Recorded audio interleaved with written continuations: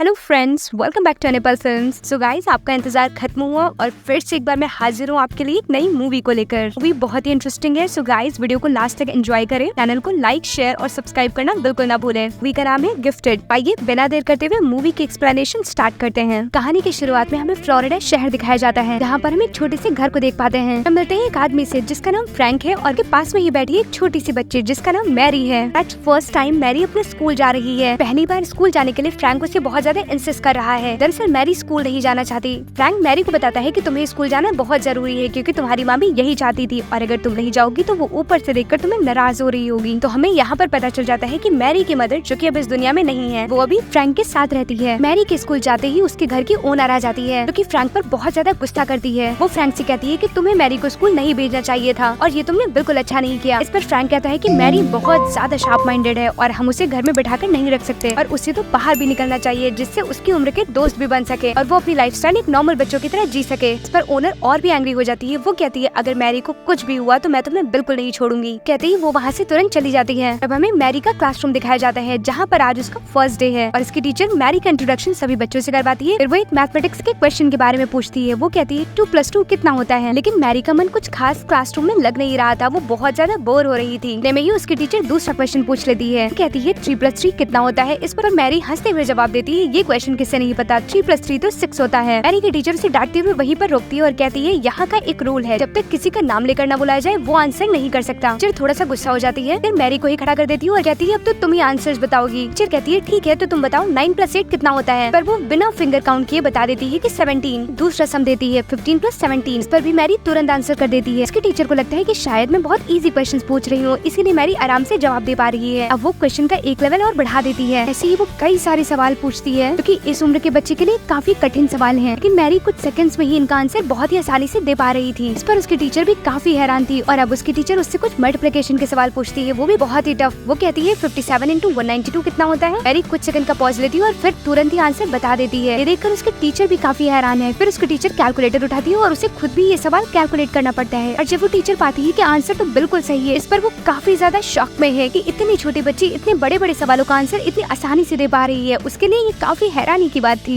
थोड़ी ही देर बाद उसकी प्रिंसिपल वहाँ राउंड पर आती है और फिर मैरी की क्लास में आकर सभी बच्चों से मिलती है। इस पर मैरी प्रिंसिपल से गुस्सा करते हुए बोलती है कि क्या कोई फ्रैंक को बुला सकता है, मैं यहाँ एक पल भी रुकना नहीं चाहती क्योंकि यहाँ मुझे बिल्कुल अच्छा नहीं लग रहा। अब छुट्टी होने पर फ्रैंक आ जाता है मैरी को लेने के लिए। मैरी के टीचर के पास ही एक और टीचर खड़ी होती है जो कि उसे बताती है कि मैरी के साथ जो शख्स है उसका नाम फ्रैंक है और वो हर सैटरडे बार में आते हैं। मैंने उन्हें कई बार वहाँ पर देखा है। तब तक मैरी के टीचर उसके पीछे भाग कर जाती है और उसे बताती है, वो फ्रैंक से कहती है कि आपकी बेटी मैरी बहुत ही ज्यादा ब्रिलियंट है। वो कहती है वो तो गॉड गिफ्टेड है क्योंकि उसने तो बड़े बड़े सवालों का आंसर बहुत ही आसानी से दे दिया और ये एक हैरत की बात थी। इस पर फ्रैंक बहुत ही नॉर्मली उससे कहता है कि ये तो कोई बड़ी बात नहीं। फ्रैंक टीचर को बताता है कि टेक्टाबर्ड नाम का एक मेथड है जिसकी प्रैक्टिस से मैरी आसानी से सारे सवालों को सॉल्व कर देती है और ये सब कुछ ऐसे ही नहीं बल्कि प्रैक्टिस की वजह से हुआ है। ये कोई भी गॉड गिफ्टेड नहीं है। इतना कहते ही वो वहाँ से चला जाता है। अब हम देखते हैं कि फ्रैंक मैरी को बीच पर लेकर जाता है और वो उससे थोड़ा सा नाराज है क्योंकि मैरी ने अपने प्रिंसिपल से मिसबिहेव किया और फ्रैंक मैरी से ये बात जाहिर करता है। वो कहता है तुम्हें ऐसा नहीं करना चाहिए। इस पर मैरी सॉरी बोलती है और आगे से ऐसा ना करने की हिदायत देती है। फ्रैंक मैरी से कहता है कि तुम्हें नॉर्मली बिहेव करने की जरूरत है, पर मैरी को फ्रैंक की बात आसानी से समझ में आ जाती है। दूसरी तरफ हमें दिखाया जाता है मैरी की टीचर को जो कि उस ट्रैक्टनबर्ग मेथड के बारे में सर्च कर रही थी क्योंकि उसकी टीचर ने इससे पहले इस तरह के मेथड के बारे में कभी नहीं सुना था। उनका अंदाजा बिल्कुल सही निकलता है क्योंकि ऐसा तो कोई मेथड था ही नहीं। गूगल पर सर्च करने के बाद उन्हें इस बात का पूरी तरह विश्वास हो चुका था, इस तरह का कोई भी मेथड नहीं बल्कि उनसे झूठ बोला गया था। नेक्स्ट डे स्कूल में सभी बच्चों का क्लास टेस्ट होता है, लेकिन मैरी की टीचर का पूरा ध्यान सिर्फ मैरी पर था क्योंकि उन्हें पूरी तरह से एक्सपेक्टेड था कि ये इस तरह के क्वेश्चन को बहुत ही आसानी से सॉल्व कर सकती है। एज एक्सपेक्टेड ऐसा ही होता है। तुरंत ही उस क्वेश्चन पेपर को सॉल्व करके अपनी टीचर मिस स्टीवन को दे देती है। शीट हाथ में लेते ही मिस स्टीवन कहती है एज एक्सपेक्टेड मुझे पता था कि तुम यही करने वाली हो और फिर उससे देती है थोड़ा सा हार्ड क्वेश्चन पेपर। लेकिन वो क्वेश्चन पेपर आमतौर पर बाकी बच्चों के लिए तो हार्ड था, लेकिन मैरी के लिए वो भी आसान था। मैरी उस क्वेश्चन पेपर को भी बहुत ही आसानी से सॉल्व कर देती है और अब यहाँ पर मिस स्टीवन को पता चल चुका था कि मैरी कोई कॉमन बच्ची नहीं बल्कि एक जीनियस है और इसका दिमाग बहुत ही शार्प है। मिस स्टीवन की क्यूरियोसिटी तो बढ़ती ही जा रही थी। वो घर आती है और उसके बारे में फिर से सर्च करना शुरू कर देती है। पहले तो वो फ्रैंक यानी कि मैरी के फादर के बारे में सर्च करती है। वो काफी नामों से सर्च करती है, फ्रैंक द मैथमेटिशियन, ऐसे बहुत सारे नामों से वो सर्च करने की कोशिश करती है, लेकिन रिजल्ट फेल्ड यानी कि कोई भी इस नाम का व्यक्ति मैथमेटिशियन नहीं था। लेकिन तभी मिस स्टीवन को एक शॉकिंग नाम दिखता है। फ्रैंक एडलर की जगह ये नाम था डिएन एडलर मैथमेटिशियन। मिस स्टीवन बहुत ज्यादा क्यूरियस हो जाती है और वो उस पूरे नोट को पढ़ती है जहाँ पर ये लिखा होता है डिएन एडलर एक मैथमेटिशियन थी जो कि अब इस दुनिया में नहीं है क्योंकि उन्होंने ने पहले ही सुसाइड कर लिया था कि एक बेटी है जिसका नाम मैरी था, और मैरी जो कि अब अपने मामा यानी कि फ्रैंक के पास रहती है। अब यहाँ पर साफ तौर पर जाहिर हो गया था फ्रैंक मैरी के फादर नहीं बल्कि मैरी के मामा जी हैं, और अब मैरी इन्हीं के साथ रहती है। स्टीवन मैरी के बारे में और पता लगाना चाहती है, इसलिए वो फ्रैंक से मिलने उसी बार में जाती है जहाँ पर वो हर फ्राइडे को आया करता था। वहाँ जाते ही वो फ्रैंक से मिलती है और उनके साथ एक ड्रिंक लेती है। और फिर क्या था, अब यहाँ शुरू होती है बातचीत फ्रैंक और मिस स्टीवन के बीच में। फ्रैंक बताता है कि जब मैरी सिर्फ 6 साल की थी तब एक दिन मेरी बहन मेरे घर पहुंची, मुझसे कुछ बात करना चाहती थी, लेकिन मैं इतना ज्यादा बिजी था, मुझे उस वक्त कहीं जाना था, मैं जल्दी में वहाँ से चला गया। लेकिन जब मैं वापस आया तब तक बहुत देर हो चुकी थी, यानी कि मैरी के मदर ने सुसाइड कर लिया था। और वो ये भी बताता है कि मैरी अपने डैड के बारे में कुछ नहीं जानती क्योंकि उसने तो उसे देखा तक नहीं है, बिकॉज जब मैरी सिर्फ 1 मंथ की थी तभी उसके फादर उसे वहाँ से छोड़कर चले गए थे। फ्रैंक मिस स्टीवन को ये भी बताता है फ्रैंक की मॉम उसकी बहन को बिल्कुल पसंद नहीं करती थी कि उसकी मॉम की एक्सपेक्टेशंस तो कुछ और ही थी, और यही वजह थी कि उन्होंने तो उसे घर से भी निकाल दिया था, इसलिए फिर वो मेरे साथ रहती थी। जब हम यहाँ से पहुँचते हैं सीधा नेक्स्ट सीन पर, जहाँ पर हमें एक स्कूल बस दिखाई जाती है जिसमें मैरी के ही साथ के सारे बच्चे बैठे हुए हैं और वो सभी स्कूल जा रहे हैं। भी एक छोटा बच्चा अपना मॉडल लेकर किसी दूसरी सीट पर बैठने के लिए जा रहा था। अचानक से एक सीनियर क्लास का बच्चा जो कि उसे परेशान करना चाहता था, उसे पैर लगाकर गिरा देता है और उसे परेशान करने लगता है। और मैरी से ये सब कुछ बर्दाश्त नहीं होता, इसलिए वो अपनी बुक लेकर आती है और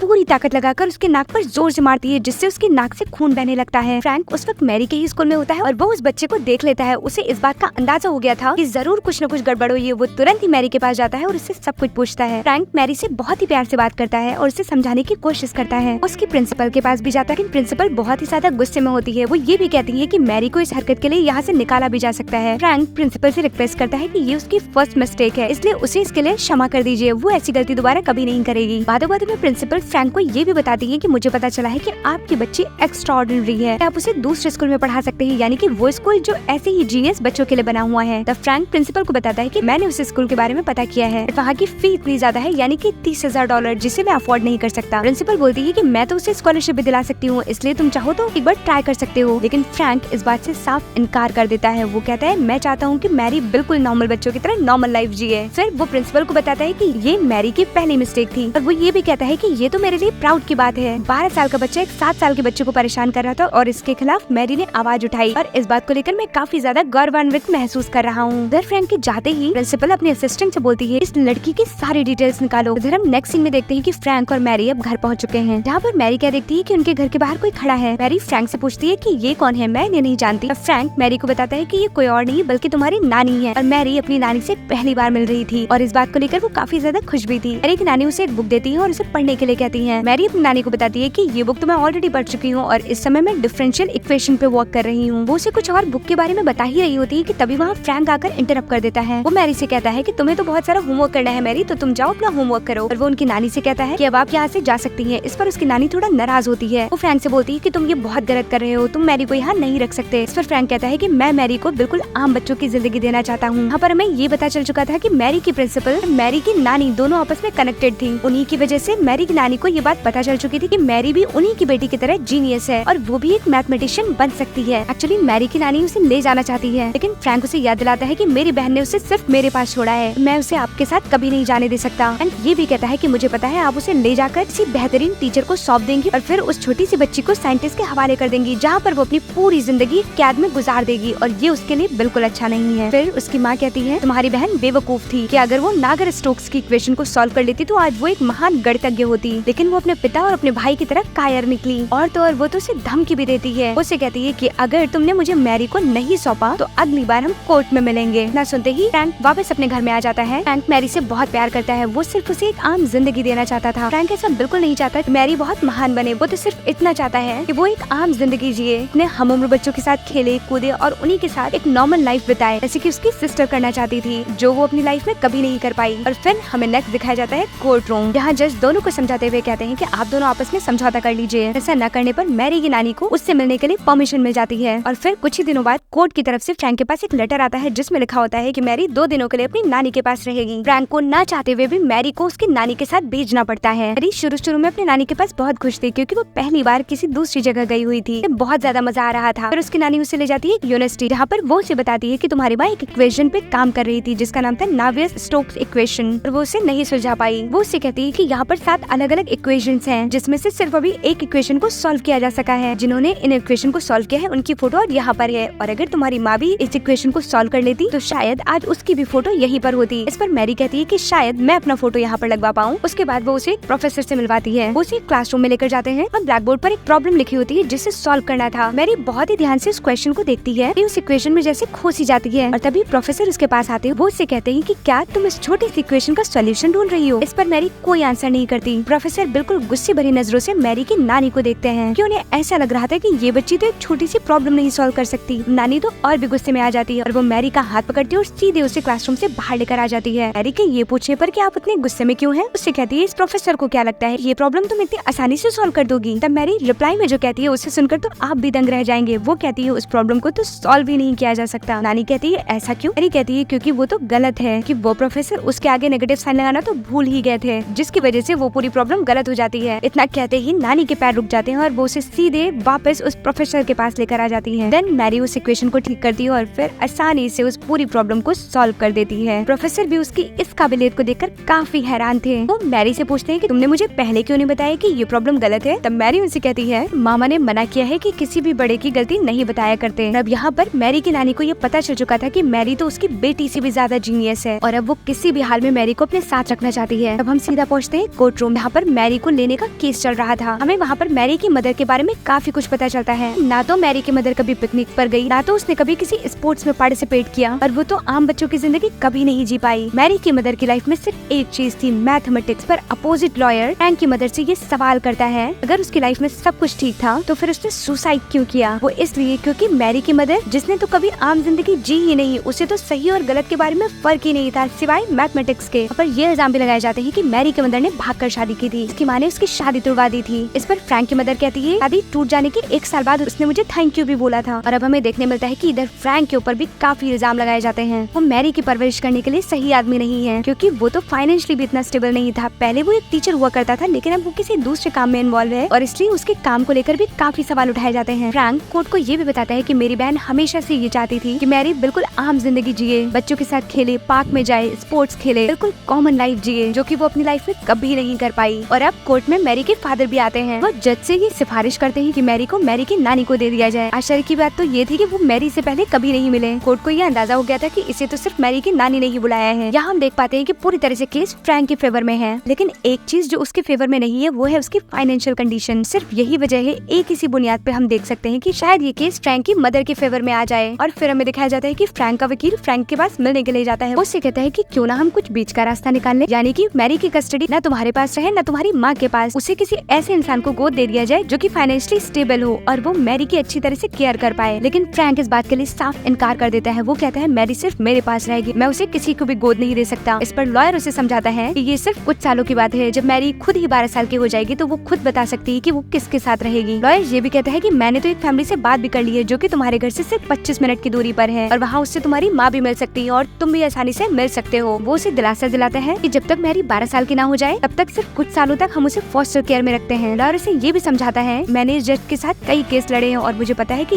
ये जज तुम्हारी माँ के फेवर में ही फैसला सुनाएगा, जो कि तुम्हारे लिए बिल्कुल भी अच्छा नहीं है क्योंकि तुम्हारी माँ फाइनेंशियली बिल्कुल स्टेबल है और तुम नहीं हो, इसलिए फैसला तुम्हारी माँ के ही फेवर में आएगा। फ्रैंक को ना चाहते हुए भी ये फैसला मानना पड़ता है। अब कोर्ट के मुताबिक मैरी को उस फैमिली के हवाले कर दिया जाता है। फ्रैंक भी उस फैमिली से मिलता है, उसे काफी अच्छा लगता है। फ्रैंक उस फैमिली से रिक्वेस्ट करता है कि क्या मैरी अपनी बिल्ली को अपने साथ ला सकती है। इस पर सब हंसते हैं और इसकी हाँ में हाँ मिला देते हैं। जब फ्रैंक मैरी को वहाँ छोड़ने जाता है तब वो उस पर बहुत चिल्लाती है, बहुत गुस्सा करती है क्योंकि मैरी उन लोगों के साथ बिल्कुल नहीं रहना चाहती। वो फ्रैंक से बहुत ज्यादा नाराज होती है। वो कहती है तुमने मुझसे वादा किया था कि तुम मुझे कभी अकेला नहीं छोड़ोगे, लेकिन ना चाहते हुए भी फ्रैंक को वहाँ मैरी को छोड़ना पड़ता है। नेक्स्ट जब फ्रैंक फिर से मैरी से मिलने जाता है तब वहाँ उसे मैरी से मिलने नहीं दिया जाता। वहाँ के लोग फ्रैंक से कहते हैं कि मैरी तुमसे नहीं मिलना चाहती क्योंकि वो बहुत ज्यादा नाराज है। वो लोग उससे ये भी कहते हैं कि तुम्हें उसे थोड़ा वक्त देना चाहिए इस परिवार में घुलने मिलने के लिए। फ्रैंक को शायद उनकी बात सही लगती है, इसलिए वो उन्हें मैरी को देने के लिए गिफ्ट देता है और उससे बिना मिले ही वहाँ से वापस आ जाता है। तभी हम क्या देखते हैं कि एक एड में कैट की फोटो लगी है, यानी कि उसे सेल करने के लिए, जिसे मिस स्टीवर्ट यानी कि मैरी की पहली टीचर जो कि उसे देख लेती है, वो वहाँ से फोटो क्लिक करती है और सीधा फ्रैंक के पास भेज देती है। फ्रैंक जैसे ही ये मैसेज देखता है वो तुरंत ही उस जगह पहुँचता है जहाँ पर वो बिल्ली मौजूद है। वहाँ इंक्वायरी करने पर पता चलता है कि यहाँ पर इसे एक लेडी छोड़कर गई है जिससे बिल्लियों से एलर्जी है। फ्रैंक को ये समझने में एक भी सेकंड का वक्त नहीं लगता कि ये कोई और नहीं बल्कि उसकी मॉम है, क्योंकि उसकी मॉम को ही बिल्लियों से एलर्जी है। वो सीधा वहाँ से भागता है और सीधा पहुँचता है उसी घर में जहाँ उसने मैरी को छोड़ा था और वो डोर को बिना नॉक किए हुए सीधा अंदर घुसता हुआ चला जाता है, जहाँ पर वो क्या देखता है कि उसकी मॉम, मैरी और मैथमेटिक्स का प्रोफेसर बहुत सारी बुक्स के साथ बैठे हुए हैं। वो तुरंत ही वहाँ मैरी से कहता है कि मेरे साथ चलो। मैरी उससे नाराज होती है और